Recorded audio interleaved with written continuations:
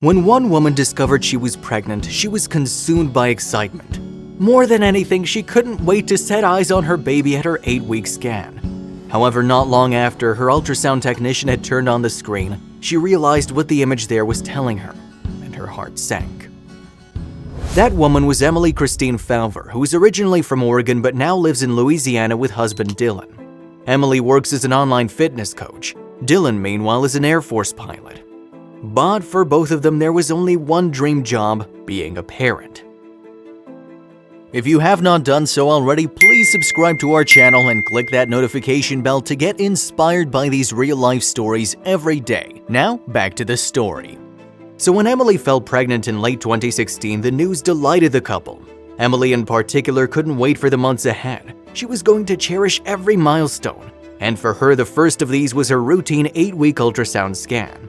Indeed, the 25-year-old mom-to-be simply couldn't wait to see her baby on screen. What's more, she knew exactly what to expect, having cooed over her friend's own scan pictures and searched the #8weeks tag on Instagram.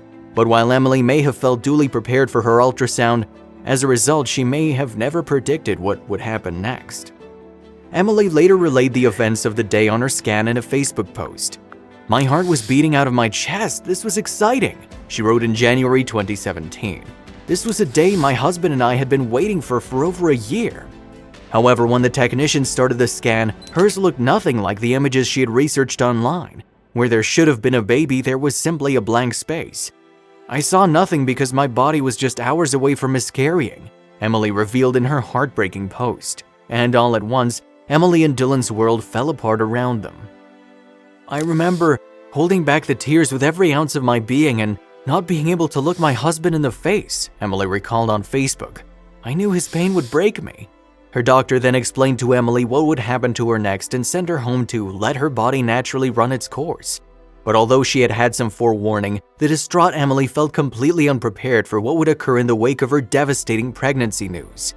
"What the doctor didn't warn me about was everything that would happen after the initial heartbreak and pain," Emily explained. "She didn't tell me I was going to be reminded for weeks to come because my body was going to take that long to clean out. She didn't tell me I was going to have to watch my husband weep," Emily added. "She didn't tell me how hard it was going to be to tell my mom what had happened. She didn't tell me that my body was going to continue thinking it was pregnant for weeks to come." Emily continued, "She didn't tell me how hard it was going to be to tell people I was fine when I wasn't. She didn't tell me that this was going to make me a jealous person overnight." Heartrendingly, she concluded, "And she didn't tell me that it was going to be so hard losing someone I had never met." And Emily also revealed that the entire experience had left her feeling alone. Plenty of other women may have had some idea of what she was going through, however. Indeed, according to the American College of Obstetricians and Gynecologists, 10% to 25% of pregnancies end in miscarriage. That meant that it was likely that Emily knew someone else who had also experienced miscarriage. As a result, she decided to open up about what she was going through to her family and friends. And that's when she discovered that her mom, aunt, and sister had all suffered from miscarriages too. "It wasn't until I started talking about it to my friends and family that I slowly realized I wasn't alone," Emily said on Facebook. However, she was sure that she wasn't the only one to feel isolated by the heartbreaking experience of miscarriage, so she took to social media site to tell her own tale. "People may wonder why I choose to talk about this after months have passed," Emily would write on Facebook. "But it's the harsh reality that time really doesn't heal all wounds, so I'm hoping sharing my story will help with the healing process.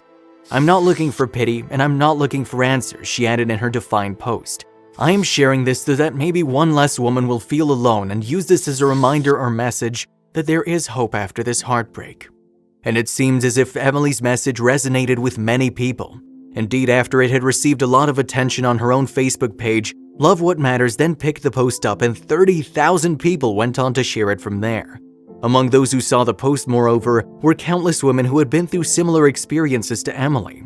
And after the success of her Facebook post, Emily told the Daily Mail in January 2017 why she had decided to open up.